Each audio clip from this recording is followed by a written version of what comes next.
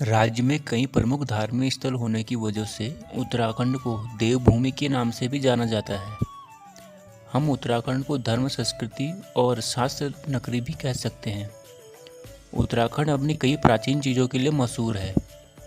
उत्तराखंड को वैसे भी देवी देवताओं का वास स्थल भी माना जाता है, इसलिए यहाँ के लोग आज भी देवी देवताओं में काफ़ी विश्वास रखते हैं। उत्तराखंड में आज भी कई ऐसी जगहें हैं जो रहस्यों से भरी हुई है। इनमें से एक जगह है खैट पर्वत, जिसके बारे में आज हम जानेंगे।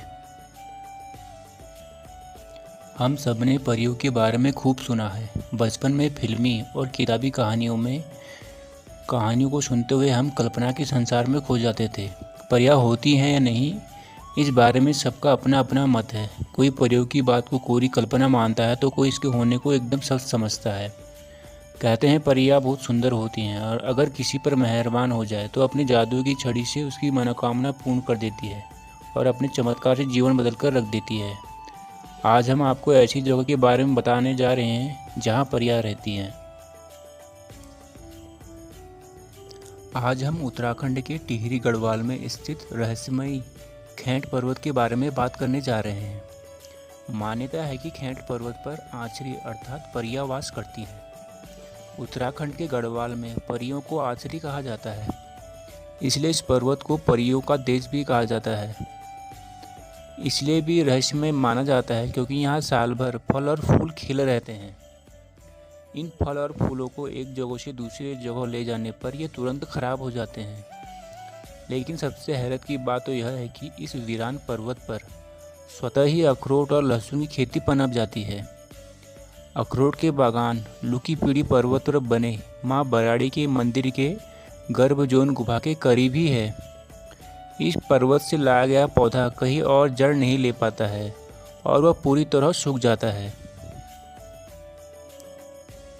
खैट पर्वत से जुड़ी कहानी जो इस प्रकार है। सदियों पहले टिहरी गढ़वाल के चौधान गांव में राजा आशा राउत का राज हुआ करता था। राजा की 6 पत्नियां थी, लेकिन उनका कोई पुत्र नहीं था। राजा इससे बेहद परेशान रहने लगे थे।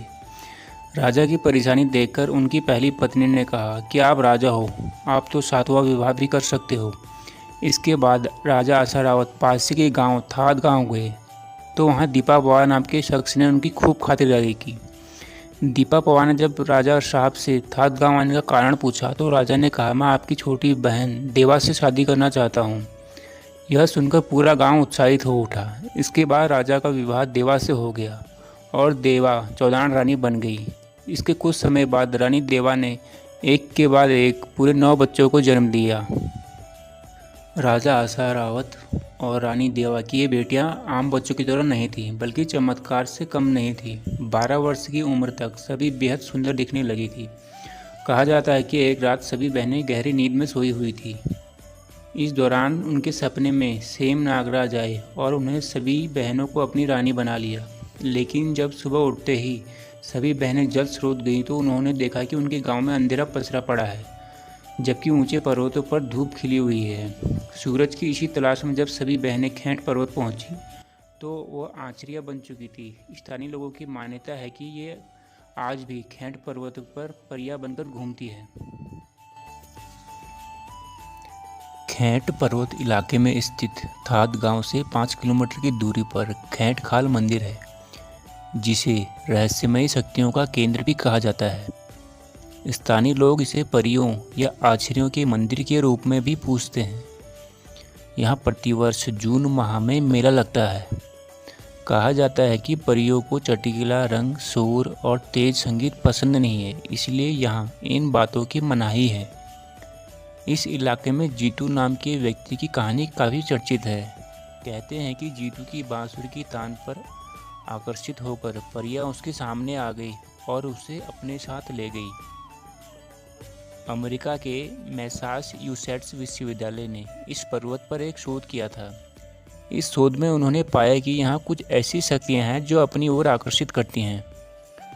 मान्यता है कि इस पर्वत पर 9 परियां रहती हैं, जिन्हें स्थानीय भाषा में आचरिया कहते हैं।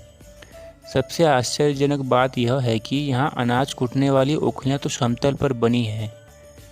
खैट पर्वत पर ये ओखलियाँ दीवारों पर बनी हुई हैं।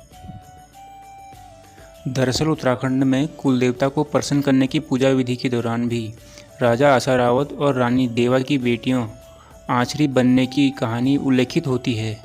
इसीलिए भी इस कहानी को सच माना जाता है और खैंट पर्वत को परियों का देश कहा जाता है। स्थानीय लोगों की मान्यता है कि खैंट पर्वत की परियां ही गांव की रक्षा भी करती हैं।